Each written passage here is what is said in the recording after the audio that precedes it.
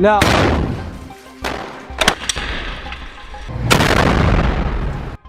Israel Hamas जंग और फिर इजरायल ईरान के बढ़ते तनाव ने मिडिल ईस्ट में भूचाल लाकर रख दिया है।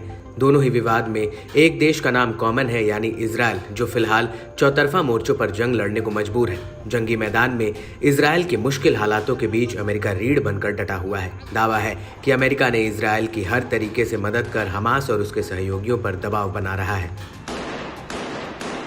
हालांकि अमेरिकी गतिविधियों के चलते अब मिडिल ईस्ट में तनाव चरम पर आ पहुंचा है। दरअसल ईरान के हाल में इजरायल पर भीषण हवाई हमले के बाद यूएई, सऊदी जैसे अरब मुल्कों ने अमेरिका को खुले तौर पर कह दिया है कि ईरान पर जवाबी हमले या फिर इराक और यमन पर हमले के लिए उनकी जमीन का इस्तेमाल ना किया जाए।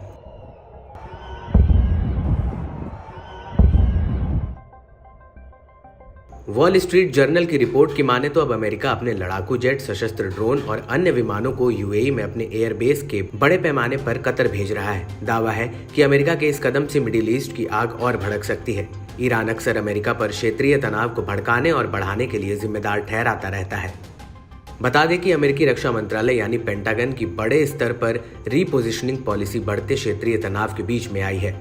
इसने पूरे मिडिल ईस्ट में सैन्य हलचल को बढ़ा दिया है। यूएई ने फरवरी में अमेरिका को कहा था कि वह अब अमेरिकी युद्धक विमानों और ड्रोनों को अमीराती अधिकारियों की पूर्व जानकारी के बिना अल धफरा एयरबेस से यमन और इराक में टारगेट के खिलाफ हमले की अनुमति नहीं देगा।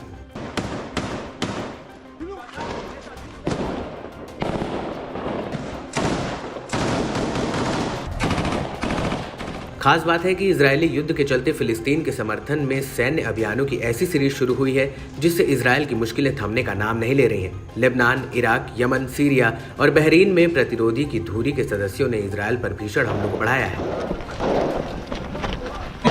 इस बीच इजरायल के सबसे कट्टर दोस्त अमेरिका ने यमन, इराक और सीरिया के खिलाफ आक्रामकता शुरू करने के लिए पश्चिम एशिया में पर्याप्त सेना तैनात की है। गौरतलब है कि अमेरिका अरब मुल्कों का सबसे बड़ा सिक्योरिटी प्रोवाइडर है। सऊदी से लेकर यूएई और ओमान तक में उसकी मिलिट्री बेस है, जहां ईरान को ध्यान में रखकर उसने दशकों में भारी निवेश किया है।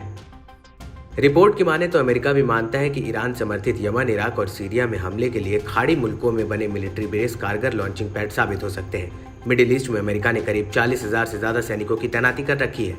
इनमें से अधिकतर सैनिक खासतौर पर खाड़ी मुल्कों में हैं, जहां अमेरिका के कई रणनीतिक एयर और नेवल बेस भी हैं।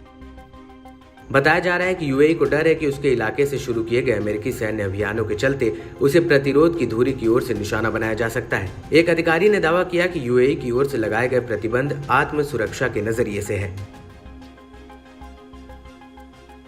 ऐसे में ये देखना काफी अहम रहेगा कि अमेरिका के इस कदम पर ईरान की क्या प्रतिक्रिया रहेगी। दरअसल अमेरिकी एयरबेस के यूएई से कतर शिफ्ट होने से अमेरिका ईरान के नजदीक आ गया है, जो ईरान के लिए खतरे की घंटी साबित हो सकता है और मिडिल ईस्ट में तनाव के बढ़ने की एक और वजह बन सकता है।